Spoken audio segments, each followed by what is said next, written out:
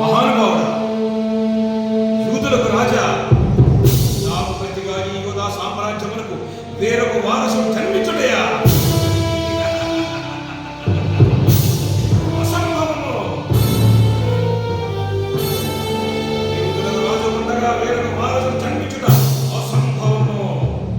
ఎవరక్కడ? చిన్నప్రభు గొడ్లారా, మీరు వెళ్ళి మన దేశంలో ఉన్న 2 సంవత్సరాలు బిడ్డలందరూ కూడా వధించి